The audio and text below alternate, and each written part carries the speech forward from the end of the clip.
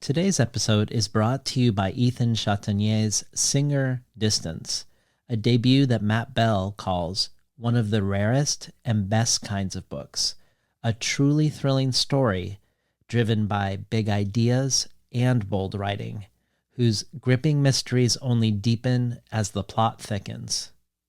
In charting an alternate history in which human civilization has made contact with Martians, but struggled for years to understand their most recent message, along with themes of loneliness, exploration, and love, the novel explores how far we'll go to communicate with a distant civilization, and the great lengths we'll travel to connect here on Earth. Says Erica Swiler, Chatagnier looks at the sky and people with equal wonder, and the result is deeply moving. Singer Distance is a book for readers of Sagan, lovers of paradoxes, anyone who's ever looked up. Singer Distance is out now from Tin House. Sometimes there are episodes that are very obviously in conversation with each other that might reflect a question that I'm having around writing or literature or life that doesn't have a simple answer and continues to ask itself. For instance, what can changing how we tell our stories do to help us as humans imagine us back into a world that isn't fully humanized, human-centric, and shot through only with human concerns to such a degree that it jeopardizes our very futures? I think of my conversations with Talia Field, Jeff Vandermeer, Richard Powers, and Elvia Wilk in prose, the Crafting with Ursula conversations with Karen Joy Fowler and Isaac Yuen, the poetry conversations with Jory Graham, Forrest Gander, and Arthur Z., all being very different and discrete conversations that are nevertheless in conversation with each other around this question. Similarly, with questions of empathy in literature, you could say this question has lingered for many years, from when I first talked to Leslie Jameson about the empathy exams, through my conversations with Solma Sharif and Natalie Diaz, to my very recent conversation with Elaine Castillo. None of this is by design on my part. It isn't planned out or aimed for, and usually I don't notice these thematic threads until I'm looking back. Yet I do wonder if I'm at the beginning of or in the middle of one now. When I look at most of my recent conversations with novelists, with Sheila Heti, with Hernan Diaz, with today's guest, Billy-Ray Belcourt, and perhaps most on point, the carrier bag theory of fiction conversation with Lydia Yuknevich for Crafting with Ursula. And when I look forward to 3 of the upcoming novelists on the show, none of these novelists have written novels that are novel-like. All of them could, in different ways, be considered novels that are anti-novels, or novels reaching toward a new form of the novel. I say all of this because I wonder if it is a coincidence that I've lined these all up in this way. It could be, but I think it is also true that I myself, as much as I love traditional storytelling, as much as I love disappearing into the fictive spell of the journey of an individual protagonist on a quest, I also feel uneasy about the ways this sort of story feels aligned formally with both the ways we tell our histories and the way we propose problem solving into our future that feel connected more to the problems with the world than the solutions. Perhaps my favorite form is the quote-unquote poet's novel, not necessarily a conventionally told tale told lyrically, though I love that too, but a poet bringing a different sense of time and voice to a story, a poet bringing different ways to move story forward other than plot. But before I read poet Billy-Ray Belcourt's latest book, his first novel, if you can call it that, I didn't know how much I would love a poet's anti-novel that is also a novel of theory, a novel that has a sociological praxis, a sexual praxis of that theory, A Minor Chorus, Billy-Ray Belcourt's novel, is truly a highlight read for me this year, and I'm excited to share this conversation. Quickly before we begin, if you enjoy Between the Covers, which perhaps, like these novelists, doesn't really conform to the podcast form if the podcast has a form, consider transforming yourself from a listener to a listener supporter. Every supporter gets the resource-rich email with each episode. Every supporter can participate in the collective brainstorm of who to invite into the future. And there are a ton of other possible benefits to choose from. The bonus audio archive with readings by everyone from Natalie Diaz to Layli Longsoldier to Dion Brand. Becoming an early reader for Tin House, receiving 12 books over the course of a year, months before they're available to the general public, and much more. Check it all out at patreon.com/betweenthecovers. And enjoy today's episode with Billy-Ray Belcourt.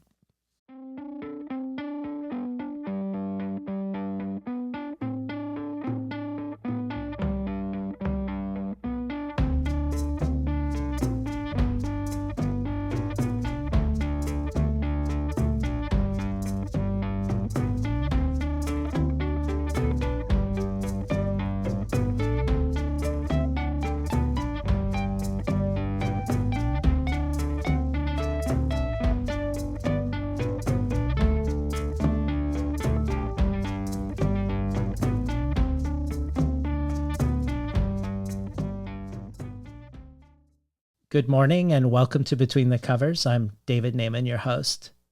Today's guest is poet, essayist, and now novelist Billy-Ray Belcourt.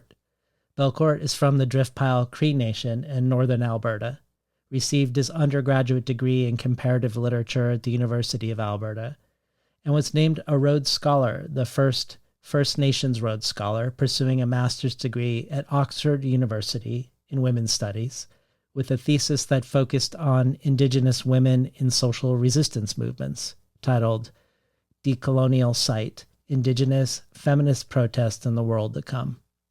Returning to Canada, Belcourt completed a PhD in the Department of English and Film Studies at the University of Alberta, whose thesis, The Conspiracy of Indian Joy, was both an autobiographical and theoretical examination of the ways Indigenous peoples lead joyful lives despite and in opposition to the long history of colonization and its continued attempts to flatten their emotional lives. In 2019, Belcourt won an Inspire Award, which is the highest honor the Indigenous community bestows on its own leaders.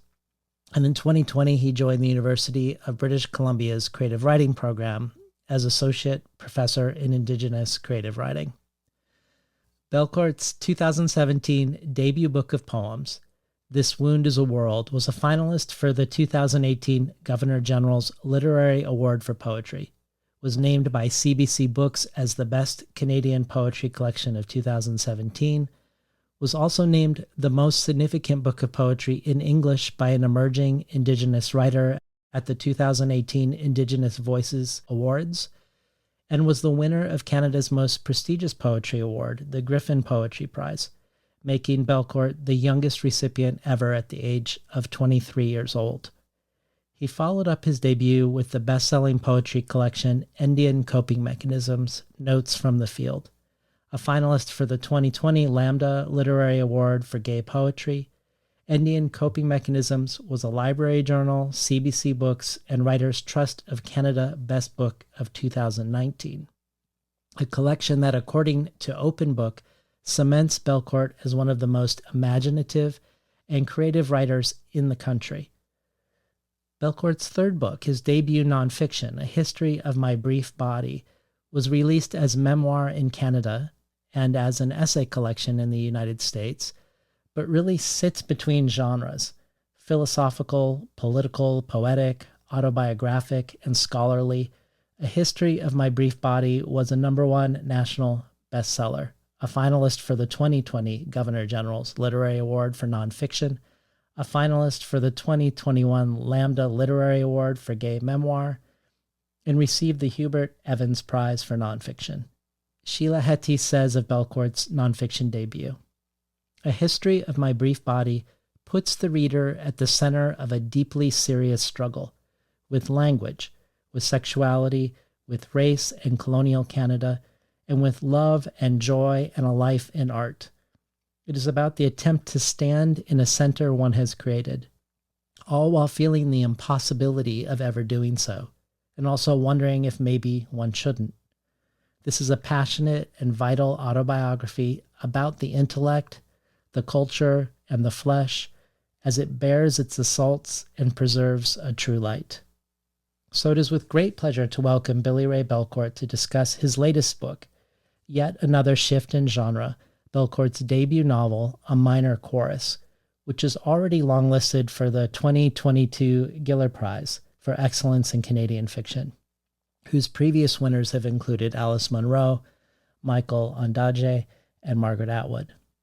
Book Riot proclaims that poet Billy-Ray Belcourt's first novel is unsurprisingly a genre-defined masterpiece. It's academic and anti-academic, full of poetry, longing, theory, and philosophy. Library Journal, in its starred review, says, "This book registers less as a minor chorus than symphony, Belcourt's boldest, freest, and most linguistically assured work yet." Publishers Weekly, in its starred review, calls it a breathtaking and hypnotic achievement. And finally, Alicia Elliott says, "The literary child of Rachel Cusk's Outline trilogy and James Baldwin's Giovanni's Room, this novel builds on both and is yet still something so new. It has the guts to center Indigenous queer life as worthy of serious intellectual and artistic inquiry, which of course it always has been. We will be reading and rereading and learning from A Minor Chorus for decades to come." Welcome to Between the Covers, Billy-Ray Belcourt. Thank you so much. So pleased to be here. So I want to start with genre and the inherited legacies and ancestries of genre, especially given how you've now written in each one, but written in each one in a way that never conforms to the formal expectations of the genre in question. As a way to talk about the novel and what your thoughts are on the novel as a form, I'd like to first just quote some things you've said about your work before now that I found compelling and generative. For instance, you've said that you came to poetry and theory at the same time, to Foucault and Danez Smith at the same time, for instance, and you feel like poetry and theory are streets in the same part of a city, streets that sometimes intersect. You've also said, to continue the city metaphor, that there are many back alleys between your essays and your poems, that your poems can be essayistic and your essays poetic, that while your last book, your memoir, was marketed as such, that it would more accurately be called Poems in Essays. You've also talked about how you like the term auto theory and the blending of the autobiographical and the theoretical, and you've taught a class on politics and form, all of which makes me curious about how the move to fiction has been. What politics do you confront in moving into the novel form, and what attracted you to the form in the first place? Perhaps I'll begin with Roland Barthes, as I so often do, Mm-hmm. French philosopher. And in the translation, the recent translation of the preparation of the novel by Kate Briggs, in her translator's note, there's a point about how Barthes, nearing the end of his life, that he didn't know, of course, was the end of his life, was transfixed with what he called the fantasy of the novel, which is less about the material object of the novel and more so about the mode of living that novel writing suggests, which is a total commitment to art and to literature. In 2018, I had my own bout of fascination with the novel. I tended to write a novel and ultimately failed. And then later on, when I was reflecting on that period of failed writing, I thought, what if my transfixion with the genre of the novel is the story? What if that's the novel? And then I had to think, well, why?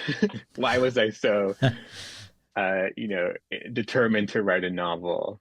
And why did I fail?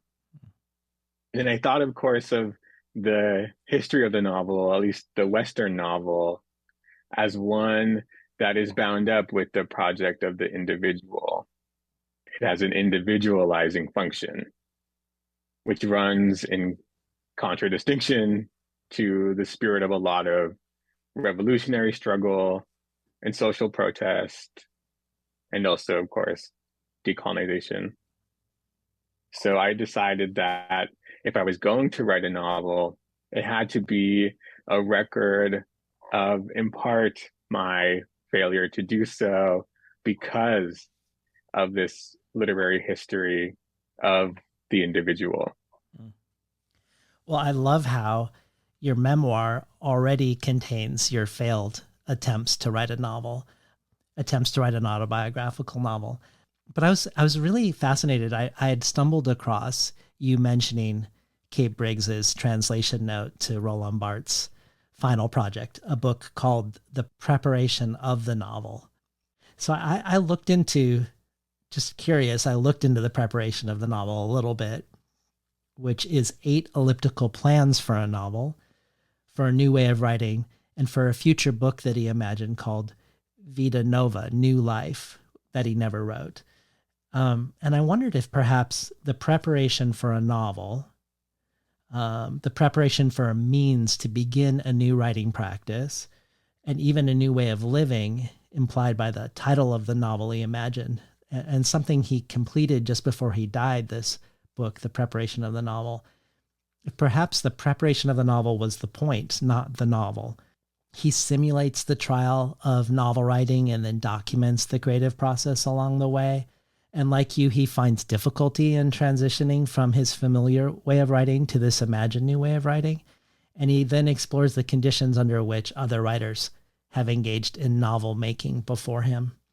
So the book he produces becomes about bookmaking and the decision-making process of novel writing, which I think your book shares a spirit with that in many ways. It feels like that spirit connects also your novel and your memoir, and that we see the process of you looking for and puzzling out and abandoning forms. Even within the new novel of yours, the main character is searching for a new form for the novel. It's not just you searching, but your protagonist within the novel is also searching. So before we talk about A Minor Chorus specifically, I was just curious if there was an interest in Roland Barthes beyond this phenomenon here, because he appears frequently in your work. Is he an important writer for you in a broader sense than this question of novel writing? I think the text of his I'm most influenced by is his morning diary. And that book as well is described not as a book, but as a hypothesis of a book desired. I think that A Minor Chorus could also be described in that way. Yeah. It's working out a hypothesis rather than laying one out or pursuing a hypothesis to a logical end.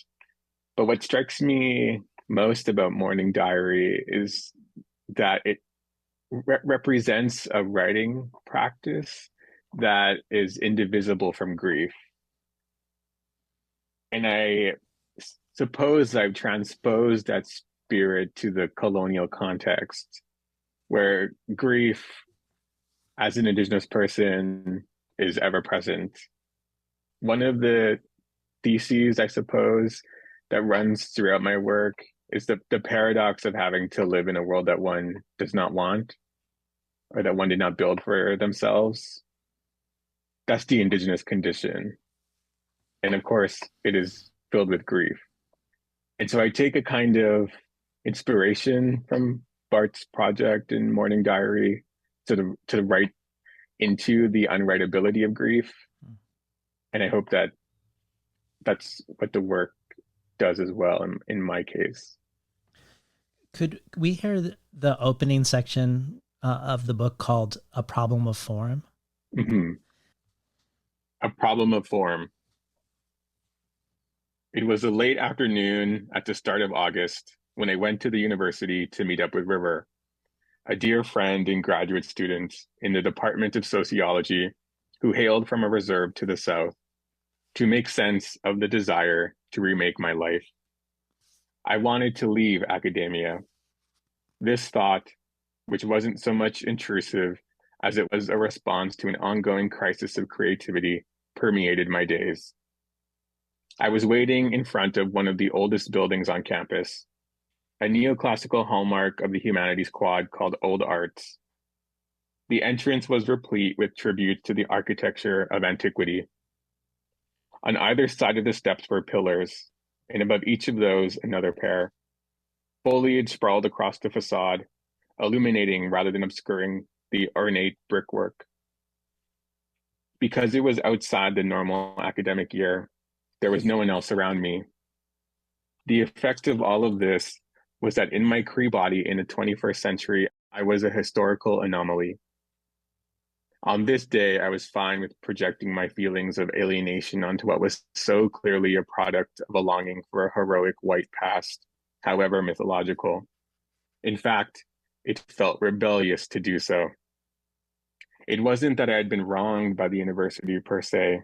Rather, something inside me shifted in the last year, such that I was no longer moved to play by its rules. I was meant to be writing a dissertation, but what the sentences I'd been compiling in a document really added up to was a depression diary or a lover's discourse. I've been writing about the politics of race and sadness, yes, but most days this research topic was more accurately a kind of self-directed behavioral therapy. I'd been experiencing life as a problem of form. It is difficult to live in a world that corrodes freedom. The shape of my days was fuzzy, imprecise. My body took on that fuzziness. I wanted to take a sledgehammer to the past to let in the shimmer of a light I didn't know was there all along. It seemed unavoidable that I now wanted my writing not to advance an institutional body of knowledge, as is the case with a dissertation, but instead to invent an exit route, to make something out of nothing, to prop up a landmark for a place that was nowhere and everywhere. At first, I assumed that because I felt both uprooted and stuck, I was going through a more acute depressive episode than usual. But I realized that I had been overtaken by new ambitions, a more consuming kind of hunger, a hunger for another way of being in the world. I couldn't unsee everything my gut told me I was missing out on. It was still summer nonetheless, and there was still the greenery, which was so lush and overwhelming, it was something of an argument for optimism. A reminder that I had to be alert to the beauty in excess, the beauty in things that quietly endured despite their unbeautiful context. If I admired my own abundances, my own little rebellions against subjugation, I reasoned, I could learn to be as alive as possible. It seems silly I hadn't come to this conclusion sooner. We've been listening to Billy-Ray Belcourt read from his debut novel, A Minor Chorus. So the main character in this book, from the get-go, from these opening words that you just read, is wanting to bust out of inherited forms. He acknowledges that the university hasn't wronged him per se. He has an amazing thesis advisor, in fact, who encourages him to write outside of expectations, who doesn't see a problem with his thesis being more like a depression diary or a lover's discourse, another nod to Roland Barthes. And he has this great supportive friend, River, a bond you described as both citational, that they read the same scholars, and circumstantial, that they are the only two Indians, let alone the only two queer Indians in their politics and gender course. But it seems like the university as form is the problem, that he didn't want his efforts, as you just said, however benign the atmosphere, to advance an institutional body of knowledge.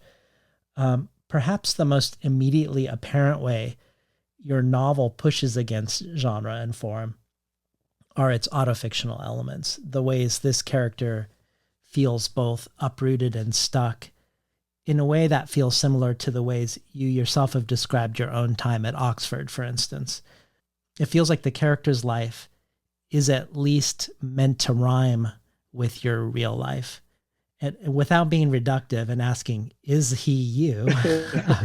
Does his experience in the opening pages, his need to find an exit route from this track of knowledge production, and the questions he wants to pursue that he has no answer for, do these experiences reflect your own experiences in some regard, or echo them?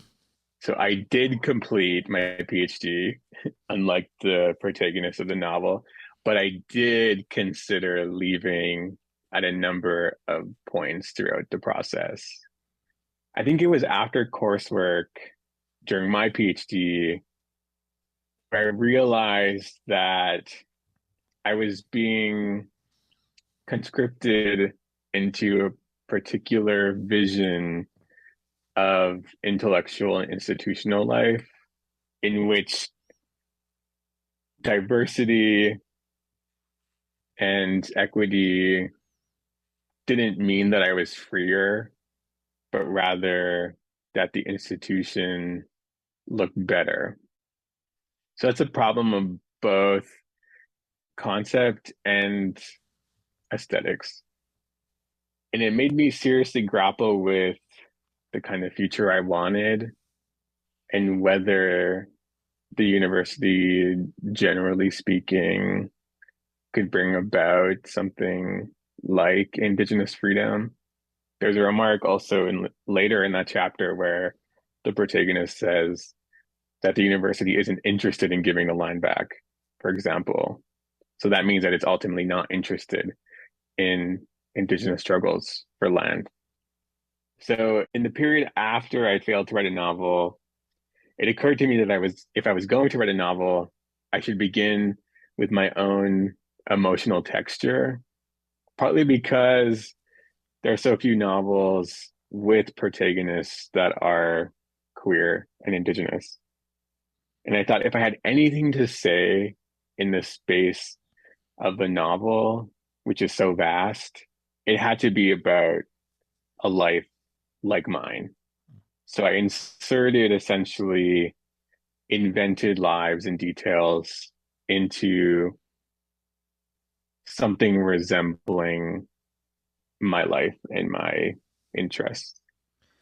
When you were in conversation with Oneida Nation writer John Hill, he brought up that he thought maybe there was a new trend in contemporary indigenous writing with the use of avatars. He brought up Tommy Pico and his character Teebs and Joshua Whitehead with Johnny Appleseed in relationship to you and what we're discussing around these autofictional elements.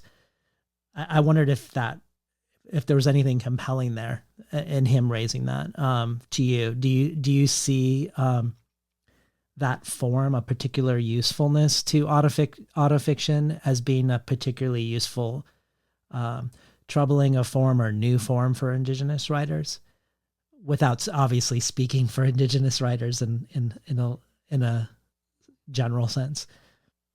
So there's a sociological way that indigenous literature is taken up by the general reading public that suggests that we are incapable of imagination, that certain creative powers aren't available to us.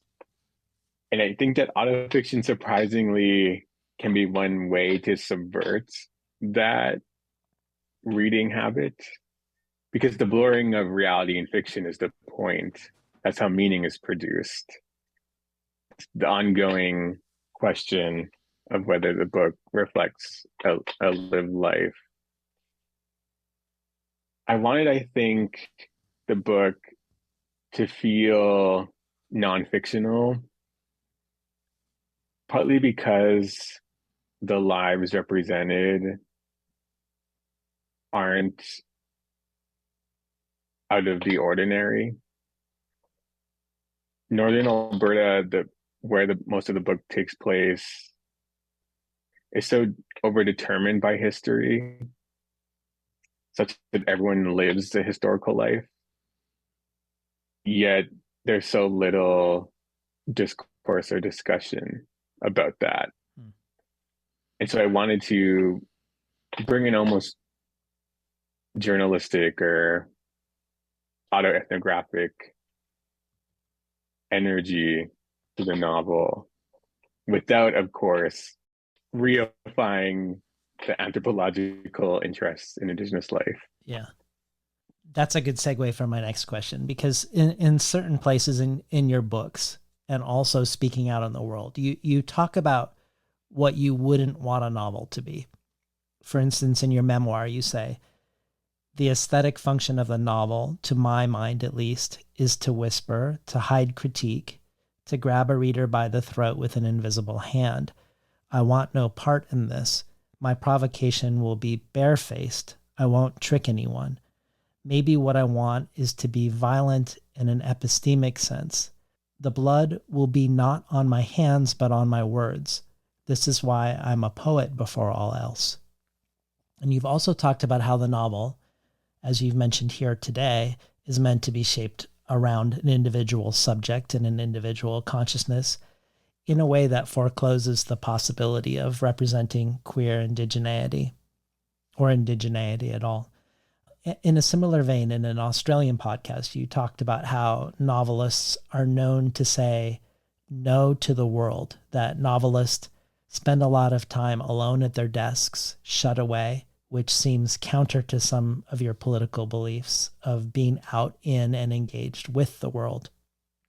In your memoir, you list the titles of novels you tried to write: Critical Race Theory, The Museum of Political Depression, A Beast of Burden is a Beast Nonetheless, Bad Lover, and It's Lonely to Be Alive.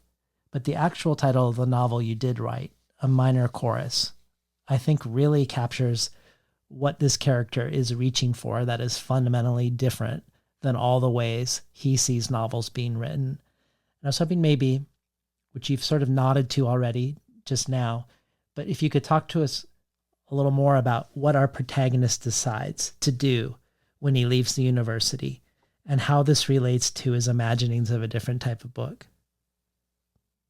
So after already having decided to leave the university, the protagonist, after a period of dullness, realizes that if he's going to write a novel, it has to be about where he's come from, because he wants some light shed on who he might become. But also, and more importantly, because there's a whole chorus of voices there that indicate something about the colonial condition. I think the protagonist says that he wants to write an ethnography of sadness and possibility, which is ultimately an autobiography of a town. And so I think the protagonist, and by extension me, I've been putting sort of contradictory concepts together to see what kind of new possibilities emerge. And I think maybe again that's partly my poetic nature, because that's what metaphor is. It's a relation of proximity to two images that are unalike, making them produce something new. So your character in A Minor Chorus says, my theoretical framework was that place governs the practice of self-fabrication. And you, the real you, has said elsewhere that you knew that with this fourth book, you needed to write about Northern Alberta, which suggests perhaps that you weren't ready to before, that perhaps whatever self-fabrication would come from returning to that place or space, maybe it required some preparation or some time. And I wondered if I was reading into that, a subtext that isn't there, but is there a way that writing into Northern Alberta was delayed until now when perhaps you found a forum to be able to go and write it? I think you're right. So it's both it both had to do with form and with personality. At that point, I felt like I had exhausted the materials of my own life. Because of that, more space opened up. There was another window onto the world, which revealed Northern Alberta. And I also, as you're suggesting, needed a specific kind of form to do justice to the polyvocality of the people who live there. And so the book, I don't think it's giving away anything. That the book is a series of interviews and conversations rather than a more conventional unfolding of plot. And speak to us a little bit about the interviewing. How much of that is you imagining yourself or imagining your protagonist as an ethnographer of the reserve, and how much of it is you actually interviewing and then taking transcripts? And if so, if it's the latter, if you are actually interviewing yourself and then folding real interviews in a fictional way into your novel, talk to us a little bit about that, the emotion of that, and also the craft of that. All the interviews are imagined interviews, so none of them actually took place. I hadn't actually gone and done any kind of ethnographic work or field work. So it's all imagined field work. And I think importantly, one of the conceits of the novel is that most of the traumatic experiences that are discussed occurred in the past. That was so that the fact of these characters' abilities to survive were most important, rather than cater to those who are hungry for depictions of indigenous suffering. And so, to me, in order to do that, I needed a formal technique like interviewing. And in order to do it with a philosophical resonance, I had to allow myself to imagine that these characters could theorize about what happened to them.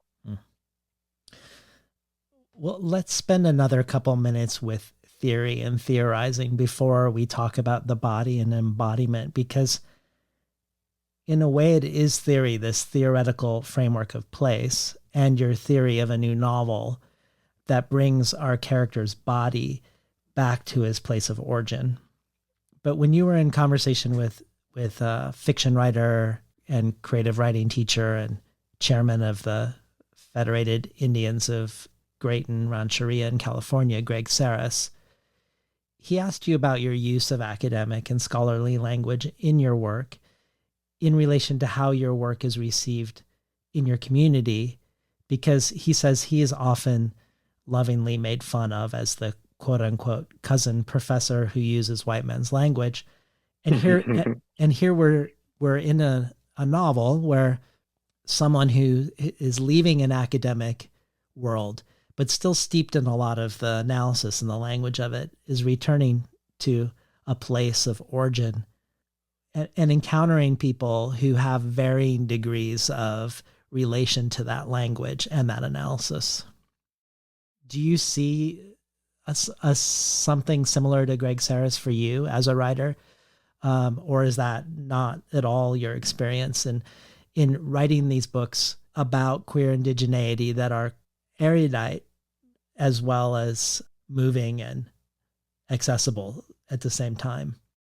I could ask a question like this in relation to the letter to my kuka, my grandmother, in my memoir, because I know that though she may not understand the language I'm using, she'll be able to feel the emotional vibrations that that language produces, that that's important. And the protagonist also reflects in a minor chorus on this conundrum as well. He says something like, why am I bringing the language of analysis to Northern Alberta when it can be so alienating? And he says, well, just like we don't get to choose who we love, we also don't get to choose which kinds of language envelop us like another layer of skin. Mm. Maybe that was my way of circumventing that argument or anticipating that argument and expressing my own inability to break from that language as a writer and a person. And it, again, to return to the protagonist in the novel, there's another moment where he says, the first time I was ever moved by language was when I read queer theory, and that queer theorists were using language in order to rebel against the ways that language has been used against us as queer people as a kind of weapon. And so there's both an admiration for the beauty of the language of queer theory and a recognition that it can be used as part of a collective struggle. Well, I love how I think in all of your work, poetry and prose, you do bring in other voices, citing scholars and thinkers and writers from Dion Brand to Jose Esteban Munoz, that this citational practice within your lines or sentences, it feels to me like another sort of minor chorus in your work. It seems to situate you in a field of voices that places your own experience and your own desire for liberation among others who come from very different subject positions from you, but perhaps are aiming toward a similar future. That here in the book called The Minor Chorus, I was curious if you could speak to placing that alongside the testimonies and the interviews, how you see those co-inhabiting in the novel. I think my approach to citation is indebted, on the one hand, to my academic training. Humanities graduate students are always seeking in relation to those in their fields. It's a kind of cohabitation of an intellectual space. But on the other hand, I was incredibly moved by the citational notes in Maggie Nelson's The Argonauts. The name is appearing in the margins rather than simply inside the text or relegated to the back of the book. That felt to me like a way of being in relation to those who have shaped her thinking without subordinating them. That's one of the ongoing problems of academic training, especially in the humanities, where sometimes it can feel like you have to subordinate the voices of others in order to emerge yourself as a singular voice. One of the other reasons why I grew disinterested in and trepidatious of academic life. And so in the book, I wanted to have the chorus that is the characters, but also the chorus that is the intellectuals to whom I am indebted. And so I suppose one could argue that there are two minor choruses operating simultaneously. Well, maybe a flip side to Greg Sarris's question is something you brought up when you were on a panel with the Palestinian novelist Adania Shibli, who is a past guest on this show, where you mentioned that a lot of people on the reservation don't know its history as an open-air prison. And yet the main character in your novel encounters some Driftpile Cree who are beginning to employ a different language and theoretical sociopolitical framing where they see themselves in a very different way, one that seems more oriented toward liberation than accommodation, let's say. I'm not sure if I'm saying this right, but you say in the book, what would people say if they were empowered to theorize about their happiness and misery, if the sociological imagination was available to all of us? What kinds of truths would surface? And I guess I was hoping maybe you could speak to that a little more. Both the way colonial erasure can reproduce itself within Native communities themselves, but also the suggestion that perhaps theorizing or theoretical analysis might be a way out, which is so fascinating because I love how the character is trying to find an exit route from academia, and yet is also suggesting theorizing, not in an academic setting, but theorizing outside of an academic setting as being another form of an exit route from another sort of prison. Mm-hmm. I think the book is a work of sociological fiction, but that it is so unsexy to call it that. And then maybe that's a more appropriate subtitle than a novel. But when I was writing the book, I realized that I had to turn my attention to characters who were already living out some kind of vision of liberation, despite perhaps their inability to describe their activities of living as such.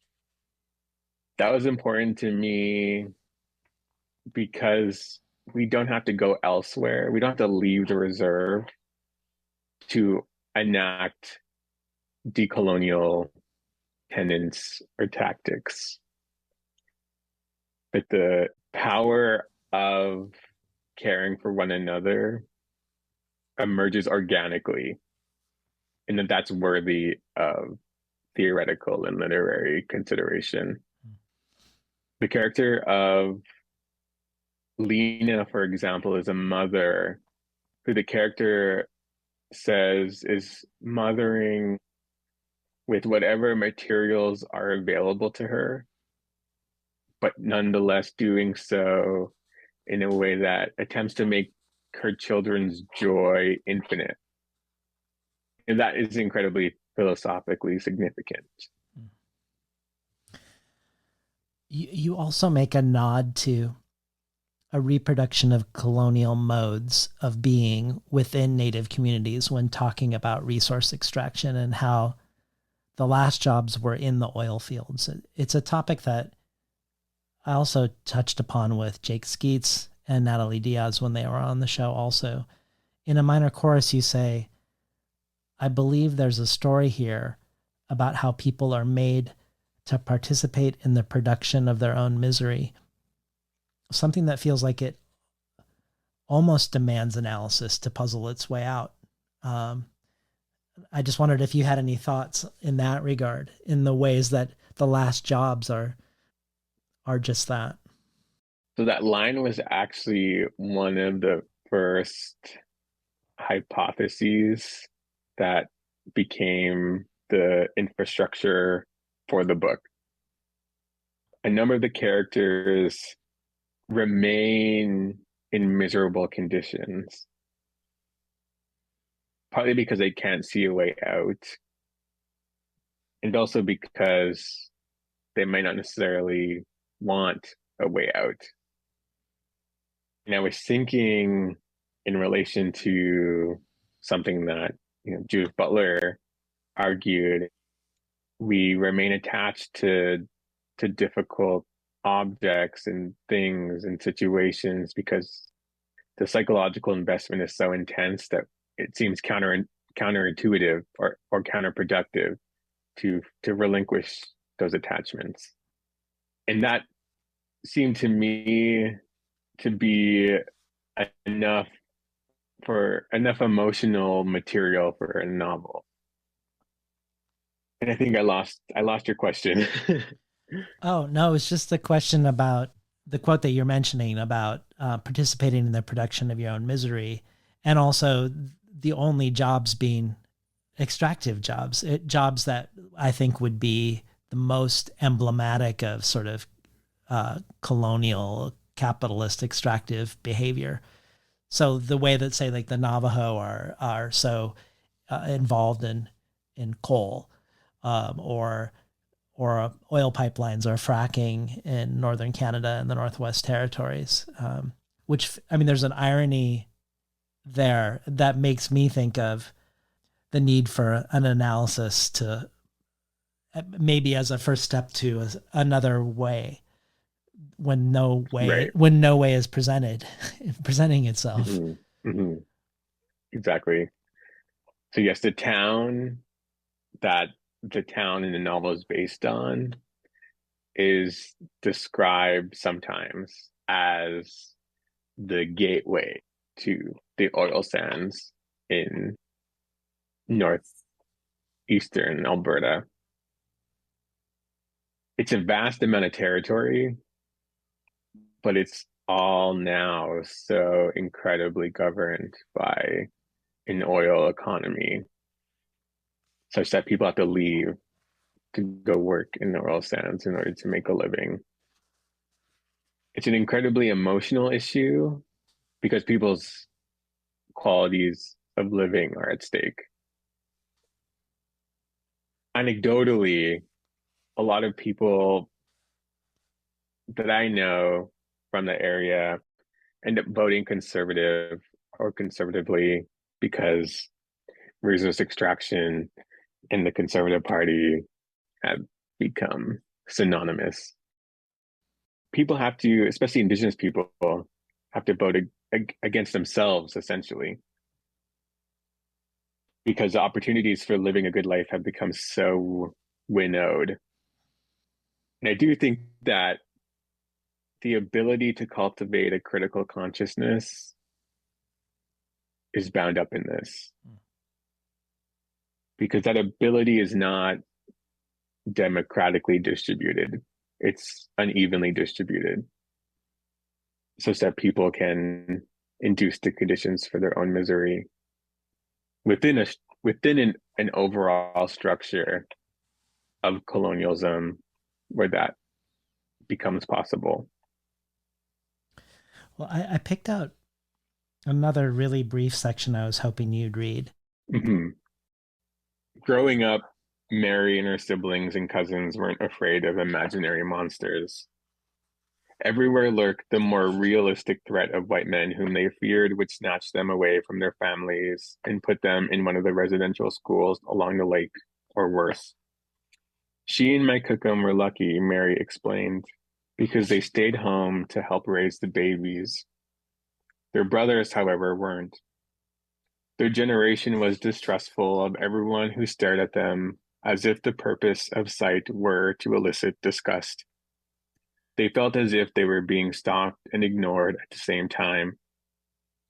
She could go on and on, she said, enumerating every injustice, every racist act that befell them, but there would be no language left inside her if she did.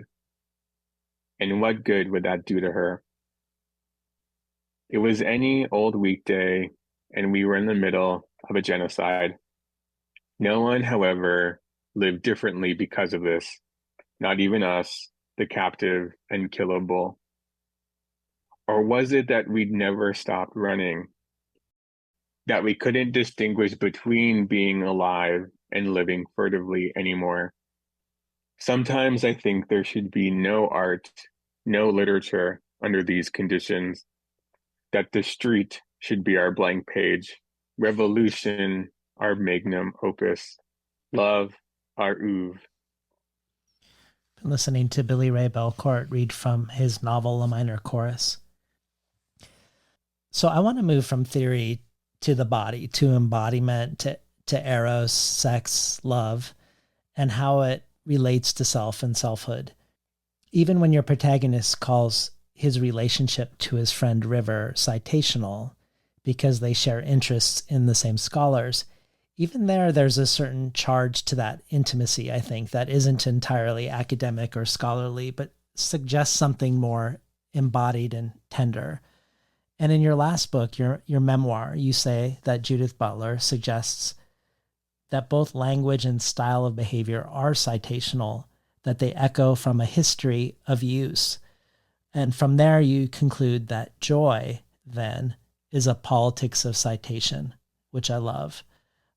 Likewise, our protagonist in the new book says, "What I wanted from sex, I wanted from writing, to feel more fully inside my body, without encumbrance, to experience embodiment as something other than a catch-22." I'd love to hear more about the sex in a minor chorus in this light, because the anonymous sexual encounters in this book feel somehow like experiences of embodiment, however temporarily, but also paradoxically of the annihilation or the obliteration of the self sometimes too. And I'm not suggesting those are even opposites. Perhaps these two things are related, embodiment and the annihilation of the self. I'm not sure, and I'm curious.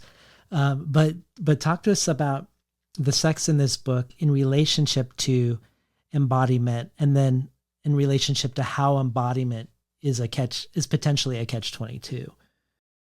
In a novel of ideas, it's easy for the work to become disembodied. I think that the sex in the book is one of the ways I try to prevent that experience of total disembodiment. And there's the line in one of the chapters where the protagonist says or reflects that there are many nights where after writing, he would have sex because his sadness and his horniness had become inextricably entangled. It seems to me that writing is incredibly embodied and erotic. When I write, it is one of the few times where I do feel fully in my body. That maybe explains why I've written so much in my 20s. It's because I want to feel immersed in the world. But there's so much when you're queer and indigenous that keeps you at a remove from the world.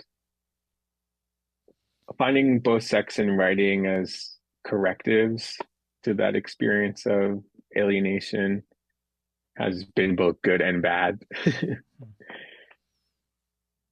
Because to want every man you meet on the hookup to transform you is impractical and naive, because sometimes these men want to harm you. I'm working on something now where a character says, the men I spoke to seem sometimes to want to kill me more than they wanted to have sex with me. And so that's been an ongoing interest of mine, the paradoxical condition of sometimes wanting what destroys you. When your protagonist goes up to Northern Alberta to conduct these interviews, he hooks up with anonymous men he finds on apps while he's there. And he has largely constructed his queer life and identity before this in the city in Edmonton. So this is his first time he's had sex in rural Alberta.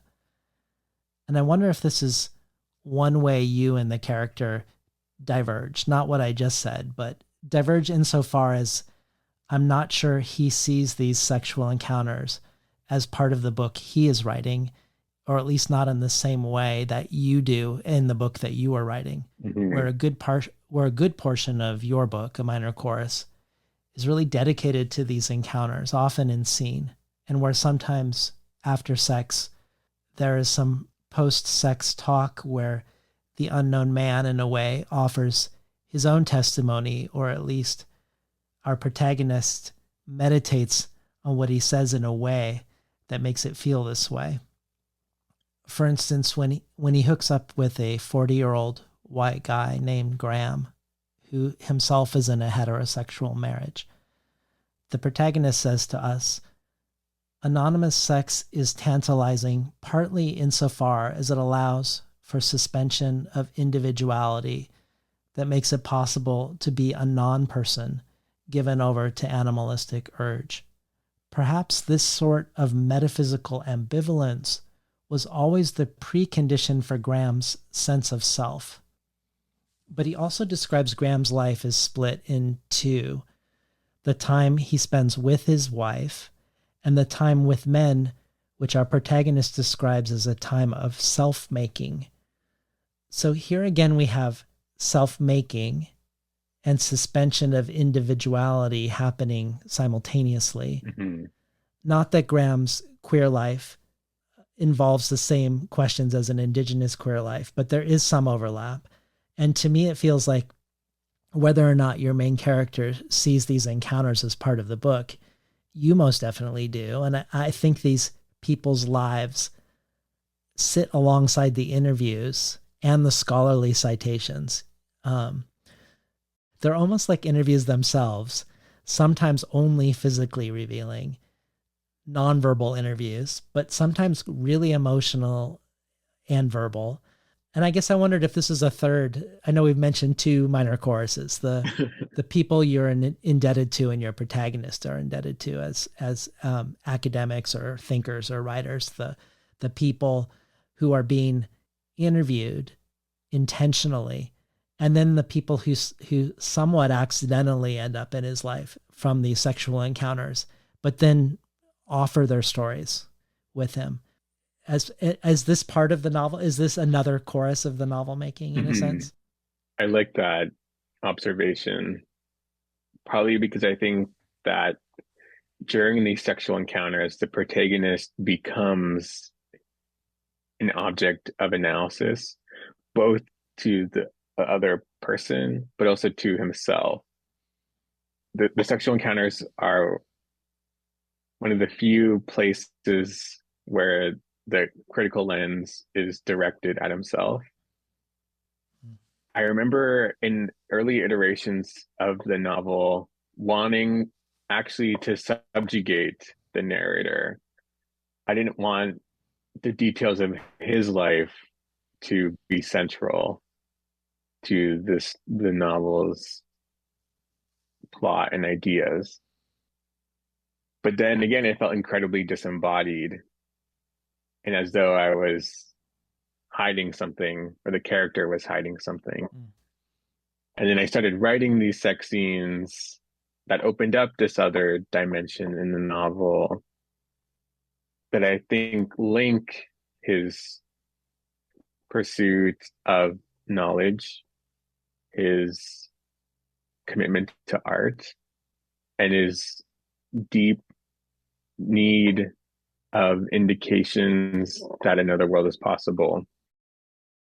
Perhaps these sex scenes bring all of those things together because it is through human relations and intimacy that some of these more abstract ideas are put into practice. They're translated into action. Yeah, I can't imagine this book without those scenes. It's hard for me to imagine. It feels like everything, like you say, gets enacted there. So I have one last little segment I was hoping we'd hear from the book. Cool. I'd never had sex in rural Alberta. The entirety of my erotic life had played out in cities across Canada, but predominantly in Edmonton.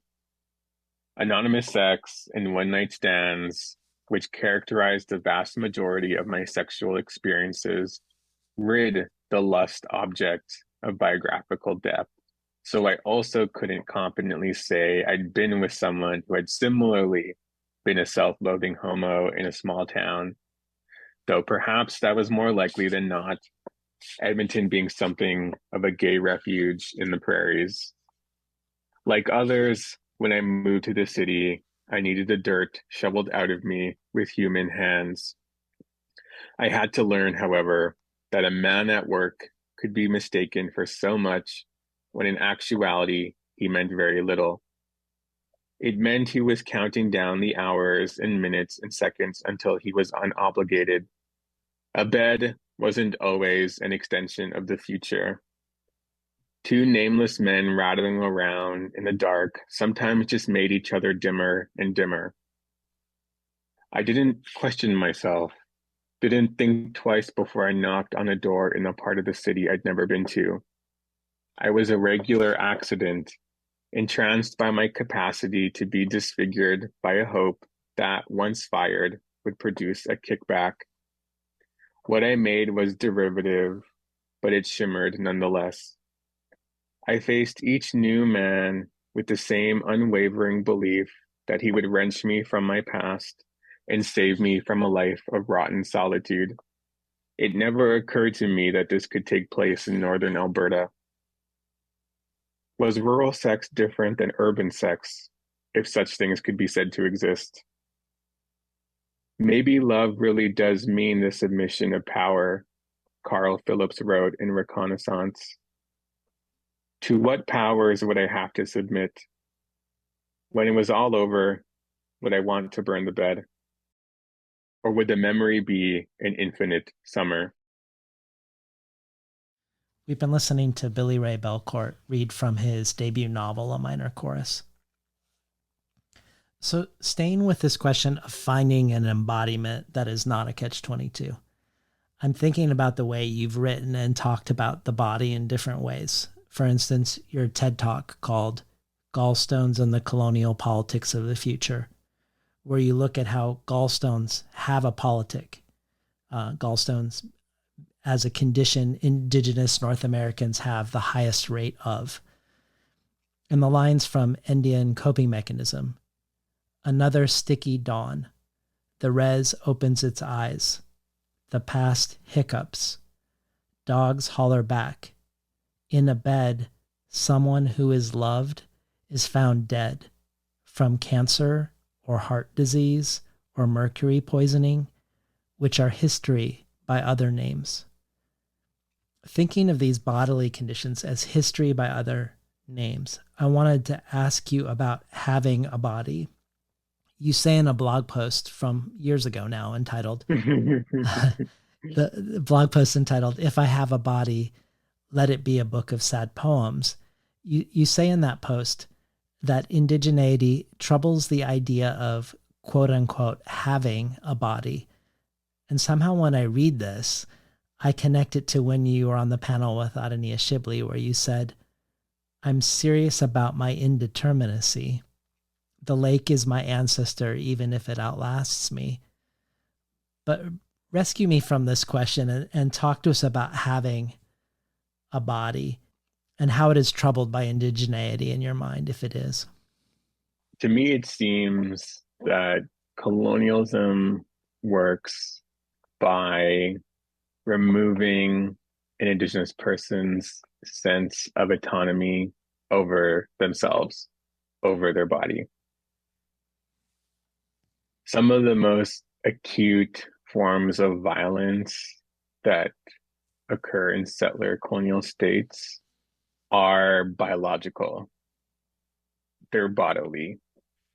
Indigenous peoples experience health disparities across the continuum of possible health disparities. There are constantly statistics and studies proving that we die sometimes as much as a dozen years before other Canadians. So to me, that means that the traumas of the 19th and 20th centuries were so intense and catastrophic that we're still experiencing their after effects inside our bodies. And so any kind of anti-colonial or even generally liberal attempts to remedy those past traumas needs to account for the cellular and biological ways that trauma lingers. In Canada, we've been undertaking, or the government has been undertaking, a project of reconciliation, beginning with the Truth and Reconciliation Commission in the 2010s. The government wants to turn the pages of history, to put the past to rest. To me, that seems impossible because indigenous experiences of embodiment are still so frenzied and unpredictable and world shattering. In my work, I want to grapple with what it means to still be in the world in the face of all these world shattering experiences. Well, to bring this into writing for a moment, in the preface of your first poetry collection, The Wound is a World, you say poetry is creaturely, resisting categorical capture, that it is an entity because our skin becomes its, and its skin becomes ours, that the lyric eye opens up on itself and particularities, and the poem brings us into our bodies and readies us for the touch and affection of others. But in the epilogue of the same collection, you say that The Wound is a World is obsessed with the unbodied. You quote Lauren Berlant, who said, "Love always means non-sovereignty." And you say, love is the process of becoming unbodied. At its wildest, it works up a poetics of the unbodied. And in a minor chorus, you say that evoking an I is an elegiac act. It kickstarts a losing game. Again, there seems to be this paradox, I think, that the lyric I, which off the page in the world, maybe we can connect to a coherent sense of a self and subject position, that I readies us for the touch of others, but perhaps that the love itself that arises unbodies us, if I'm following this line of thought correctly. But I would love to hear the way you bring this into the actual writing here, which I think is brilliant. If you could just talk more about what this sparks for you.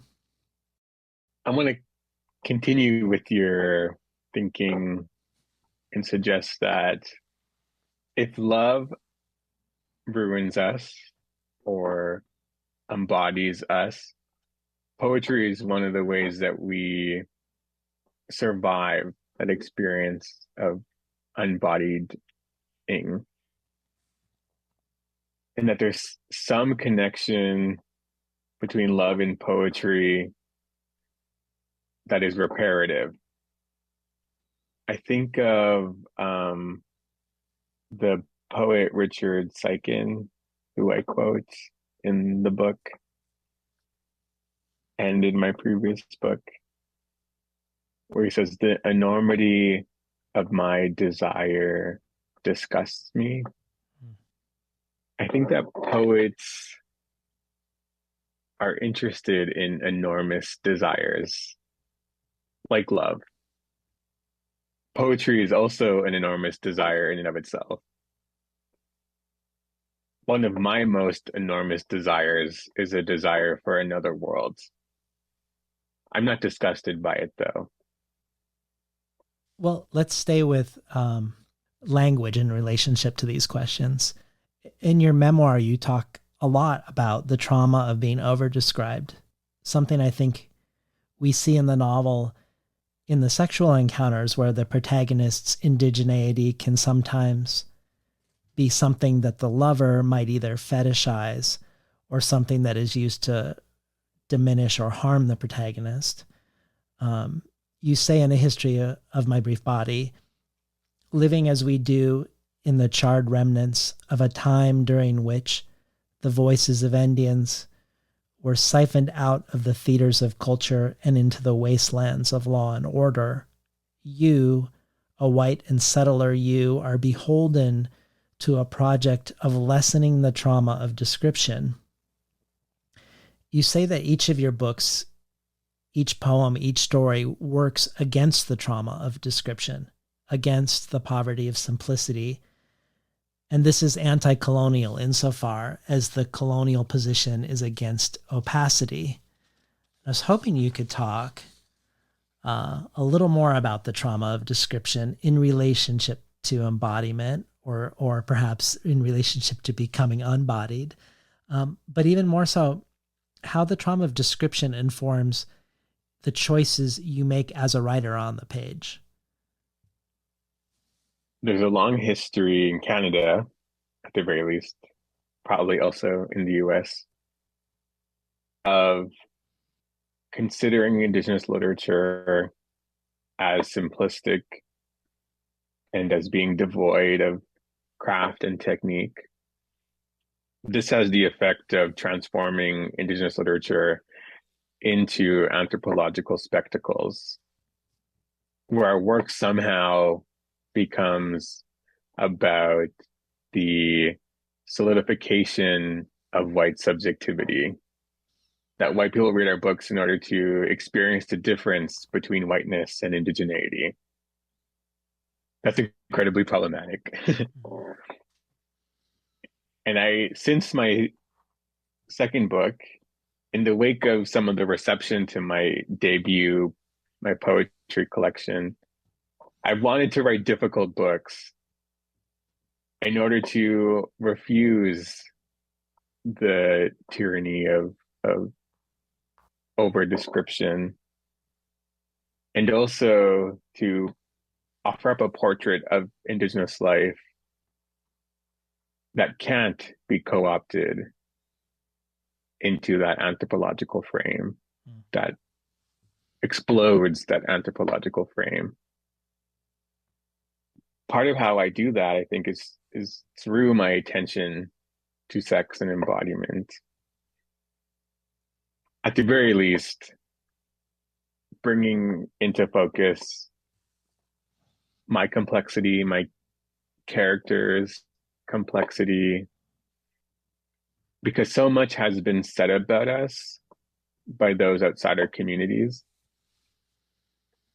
that we have to, in our own ways, know ourselves differently. I think that one of the ways we do that is through sexual relations. Well, one of the reasons I wanted to bring this up was in relationship to the Jack character in the novel, a cousin who seems to represent an alternate path the protagonist's life could have taken, perhaps. Mm-hmm. Jack makes me think of your essay, An Indian Boyhood, where you talk about you and your twin brother, Jesse. And much of the way you talk about it feels like it is in relationship to description and selfhood. For instance, your indigenous father names both of you with cowboy-like names, Billy-Ray and Jesse. But you also say that everyone kept applying contrasting labels to you and your twin brother to differentiate you: good, bad, masculine, feminine, academic, unruly, despite your own subjective sense of the two of you being intertwined, despite the two of you having a selfhood that felt intertwined, that your two selves were being narrativized and solidified and flattened by everyone else in a way that did not reflect your lived experiences. I like how this question of self and description plays out in the novel too. Just the act of meeting unknown people for sex, where it all starts with labels: how old the person is, what race, the size and shape of their body, their sexual preferences, perhaps. And sometimes what those things represent play out exactly as one might expect them to. But sometimes the removing of clothes also becomes a removing of labels, even briefly. But I also see this character Jack is connected to Jesse, and how even when Jack and our protagonist are briefly roommates, something about the way their lives have been described for them keeps them separate, as if they were ships passing in the night, as if they weren't inhabiting the same house and space, the same city. And I was wondering if you could talk about Jack in this light or in other lights. He feels like a really important character in the book, even if he's not a central character, but something's happening with Jack's presence throughout. Jack does represent one of two possible outcomes for an indigenous life that the book is interested in, which is one of incarceration and police brutality and economic precarity. He's meant to stand in for the experience of total subjugation that a lot of indigenous people, indigenous men experience their entire lives. What does one do when one lives a life of ongoing subjugation is why I was interested in writing a character like Jack. And I do something at the end that I think is how I refuse to contribute myself to the tendency to simplify or over describe. I wanted Jack to be able to want some other kind of way of life that resembles the protagonist's desire for another world. So we see in these two characters different but complementary longings that reveal the difficulties of the present. Well, two other threads that run throughout your work, I think, are questions of masculinity and questions of motherhood. Mm-hmm. And they feel like they're often in conversation with each other. For instance, in your memoir, you call your dad's disorderly home a home that embodies an anti-authoritarian rhythm. You call it a feminist project because it is a socialization or democratization of the maternal function. And you've written quite a bit about violent acts done by indigenous men and how these acts are symptoms of performances of racialized masculinity, where you say, quote, "The trauma of colonialism erupting in the minds and bodies of men who then bombard the lives of women and girls, two-spirit people, and queers." And to connect this to motherhood, you have a new short story out called One Woman's Memories, where the main character, Louise, she calls her adult son.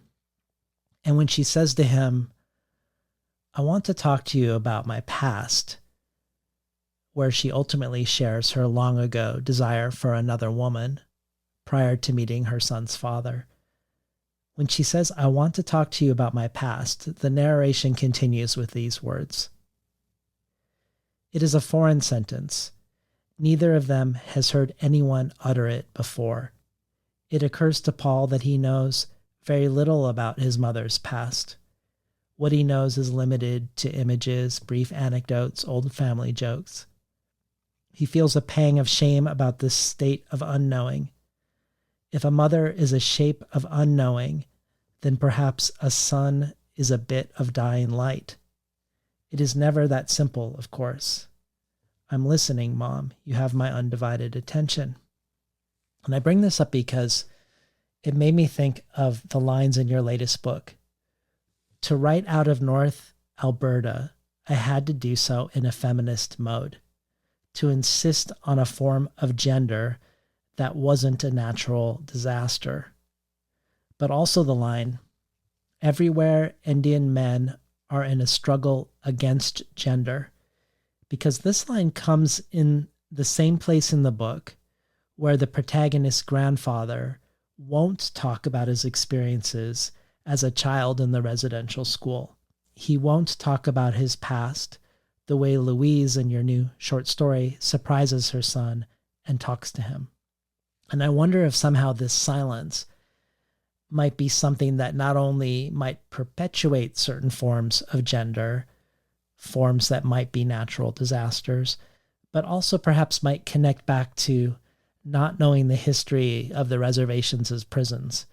But either way, talk to us about what it means to write out of North Alberta in a feminist mode and how this relates to your examination of men in the book.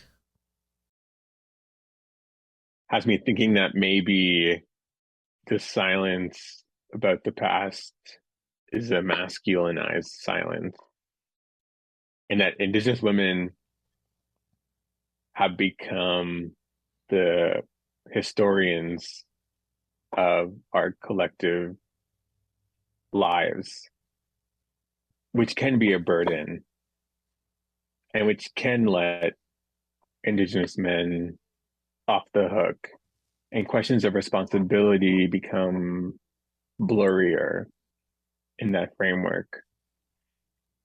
One of the central questions I had was about gender and colonial gender norms in particular as they exist in Northern Alberta. The character reflects that it seemed to him that there were two scripts available as a man in Northern Alberta, one of domination and the other of emotional unavailability. And he says that he had to figure out how to free himself from those scripts because he didn't want to live in a way that bulldozed others. I suppose that's something that all men have to decide to want, because we are socialized into being little prisons in and of ourselves. But again, I didn't want to write directly about gendered violence because it's such a difficult and traumatizing thing. I wanted to show that people, women, have survived and continue to survive gendered violence in Northern Alberta. And that part of the project of any novel about Northern Alberta, in the character's mind and in my mind, should be the envisioning of other modes of gender that enable flourishing and coexistence for all.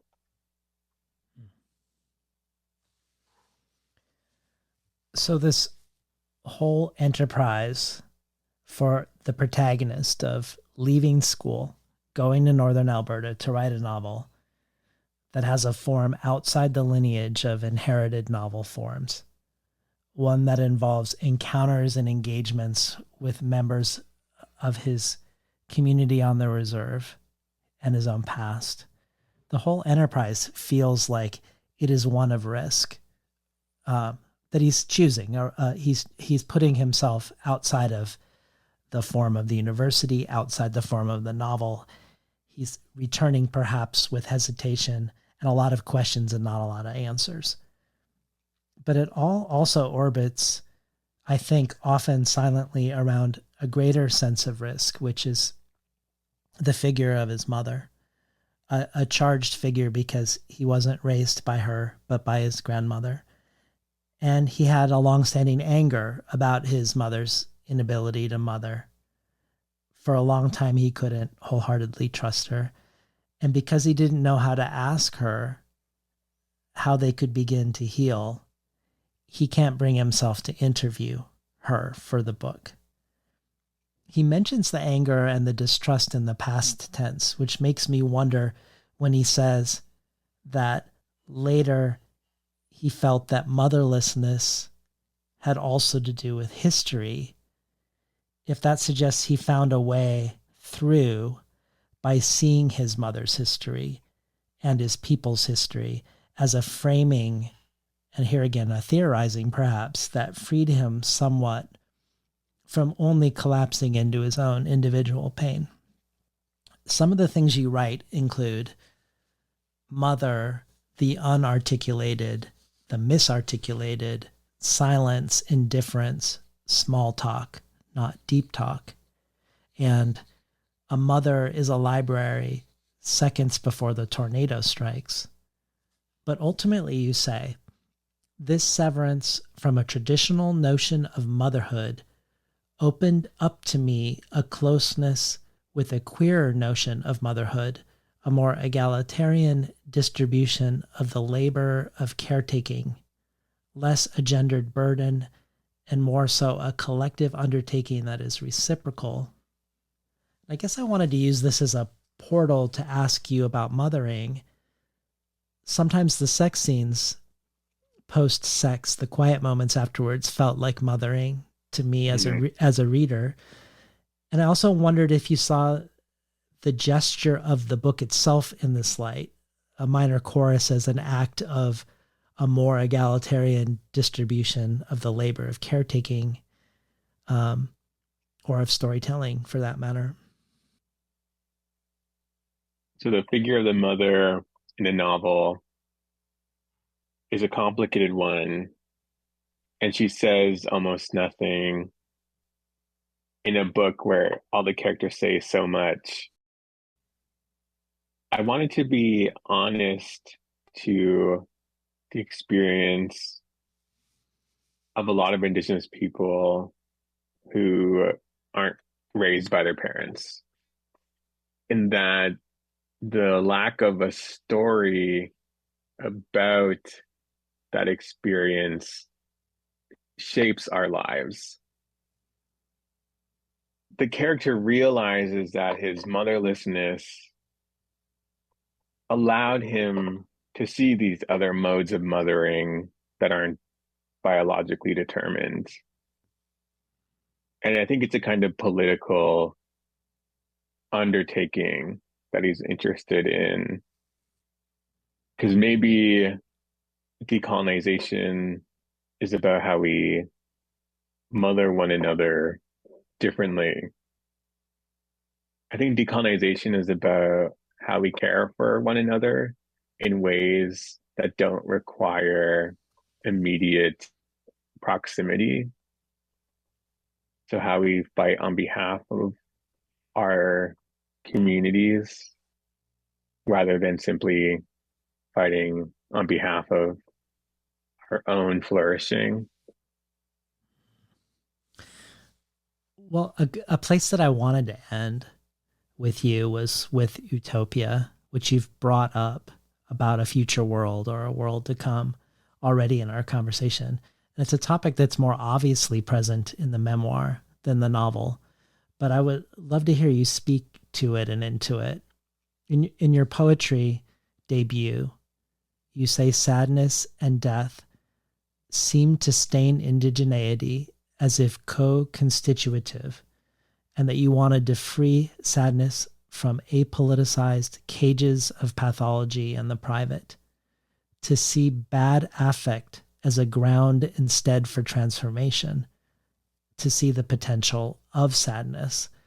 And you ask, is it possible to share feelings of loneliness as a way to make new forms of collectivity? Which reminds me of this gesture you do around motherlessness in a minor chorus, motherlessness as the grounds to create a new queer form of mothering. When you were in conversation with your thesis advisor, she mentioned how many times love is mentioned in your thesis. And you said that care plus possibility equals love. That love is both a practice and something that has to do with futurity.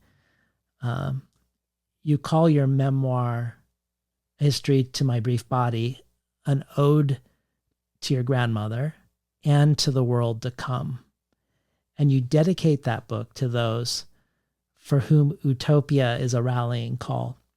You say, I can't promise I won't become snared in someone's lethal mythology of race.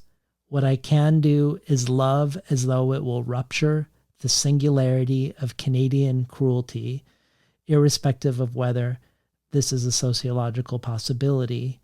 Here lies my poetic truth.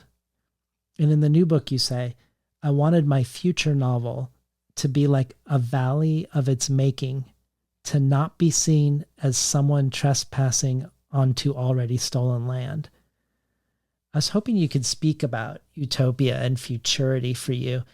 I sense, without knowing what it is, um, perhaps a scholarly lineage behind this as well. Not there's definitely an emotional valence to this, but I also suspect that there is an academic one, possibly.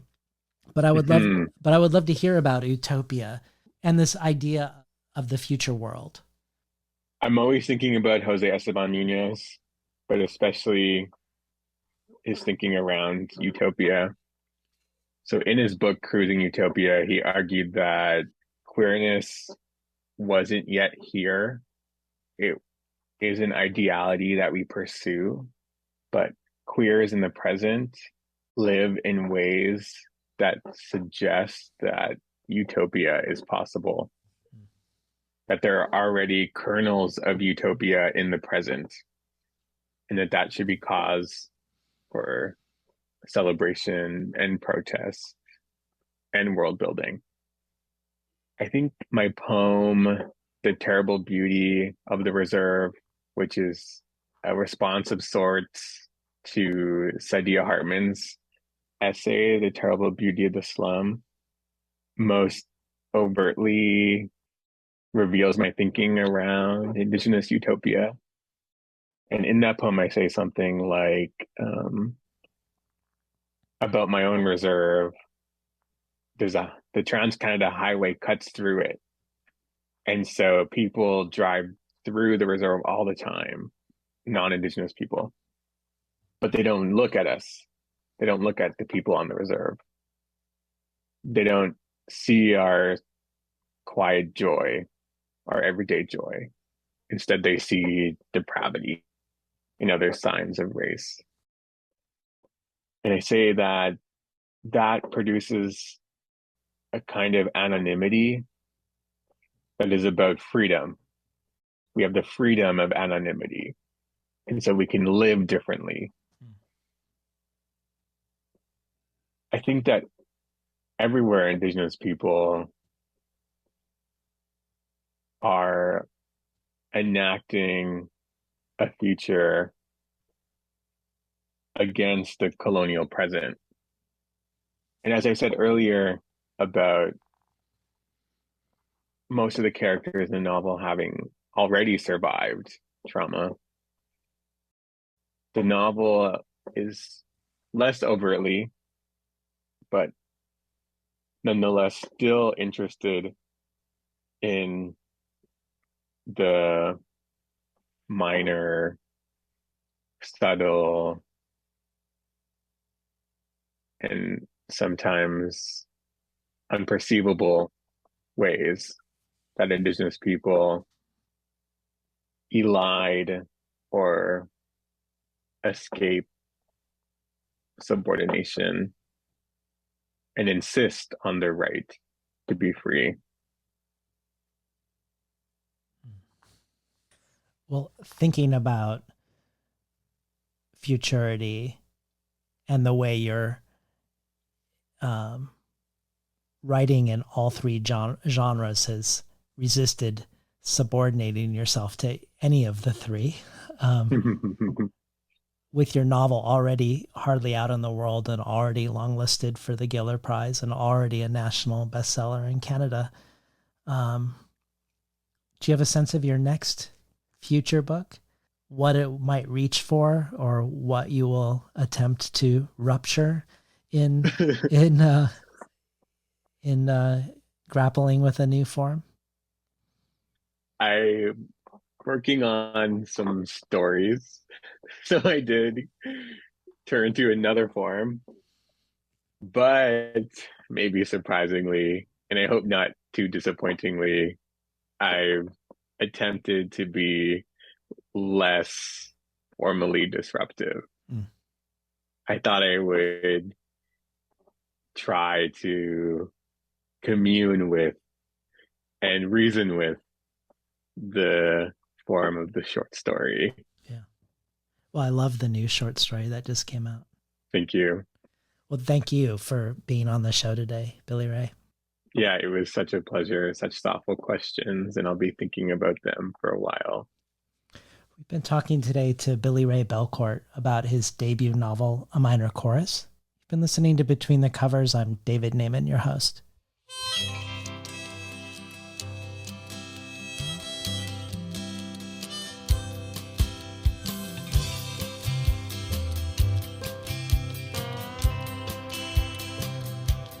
Today's episode was recorded at the volunteer-powered, non-commercial, listener-sponsored, full-strength, makeshift home office, me, David Naiman. You can find more of Billy-Ray Belcourt's work at billy-raybelcourt.com. If you enjoyed today's conversation, consider joining the Between the Covers community as a listener supporter. Join our brainstorm of future guests, receive the supplementary resources with each conversation, and choose from a wide variety of other potential enticements, whether becoming an early reader for Tin House, receiving 12 books over the course of a year, months before they're available to the general public, to any number of gifts and collectibles from past guests, from out-of-print chapbooks by Ursula K. Le Guin, to a personalized handmade Korean wrapping cloth from Mary Kim Arnold, to a bundle of books selected by me and sent to you. Not to mention the ever-growing bonus audio archive, which includes things like Gian Brand reading from 2 forthcoming books in 2023, Kinesia Lubrin's Code Noir and Christina Sharp's Ordinary Notes, readings by Alice Oswald, John Keane, Ada Limon, and many others. You can find out more at patreon.com/betweenthecovers. Or if you prefer a one-time donation, you can do so by PayPal at tinhouse.com/support. I'd like to thank the Tin House team, Elizabeth DeMeo and Elisa Ogie in the book division, Alice Evelyn Yang in the art department, Becky Kramer and Jay Nichelle in publicity, and Lance Cleland, the director of the summer and winter Tin House Writers Workshops. Finally, I'd like to thank Imre Lodbrog and Barbara Browning for creating the outro. Their album, Imre Lodbrog e Sapatita Mi, can be found on iTunes, and Barbara Browning's trove of ukulele covers can be found at soundcloud.com/Barbara Browning.